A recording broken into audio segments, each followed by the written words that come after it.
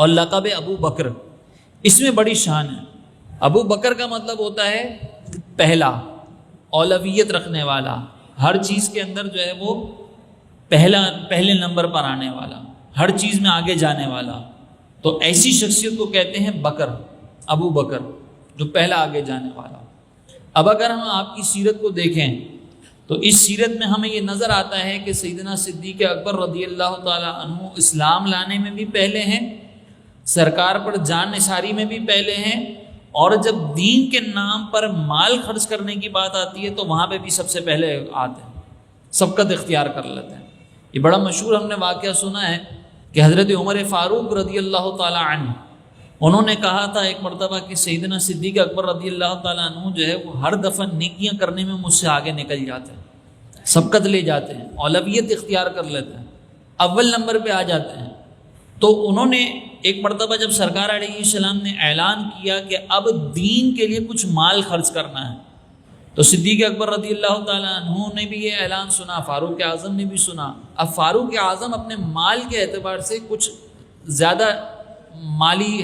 طاقت رکھتے تھے۔ اب جب ان کے پاس مال زیادہ تھا، جب ان کے پاس ایک مالی حیثیت کے اعتبار سے وہ دوسروں سے ممتاز نظر آتے تھے، اور صدیق اکبر رضی اللہ تعالیٰ عنہ تھوڑے سے مالی اعتبار سے اتنے مستحکم نہیں تھے،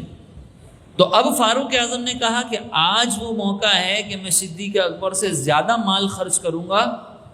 اور یہاں پر نیکی میں ان سے آگے بڑھ جاؤں گا۔ تو پھر سرکار علیہ السلام کی بارگاہ میں دونوں اپنا اپنا مال لے کر آئے۔ اب جب وہ مال لے کر آئے تو سوال کیا ہونا چاہیے تھا کہ کتنا مال لائے ہو، کتنا اللہ کی بارگاہ میں خرچ کر رہے ہو، یہ سوال ہونا چاہیے تھا۔ لیکن سرکار علیہ السلام نے پوچھا ہے عمر کتنا مال گھر پر چھوڑا ہے، سوال بدل دیا کہ مال کتنا گھر پہ چھوڑا ہے۔ تو فاروق اعظم رضی اللہ تعالیٰ عنہ نے عرض کی کہ حضور یہ آدھا مال آپ کی بارگاہ میں لائے ہوں، آدھا مال گھر پر چھوڑا ہے۔ اب جب صدیق اکبر رضی اللہ تعالیٰ عنہ اسی دوران آتے ہیں تو سرکار علیہ السلام ان سے بھی یہی سوال پوچھتے ہیں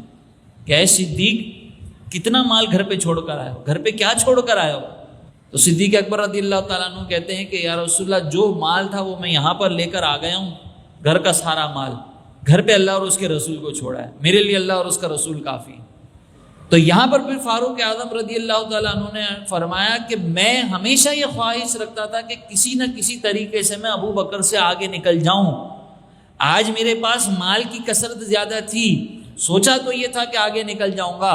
لیکن ابو بکر کے اس جواب نے ان کو پھر آگے کر دیا۔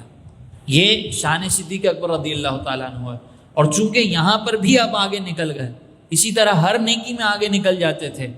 تو اس اولیت کی بنیاد پر، آگے نکل جانے کی بنیاد پر آپ کو ابو بکر کہا جاتا ہے کہ یہ سب سے آگے نکلنے والا ہے۔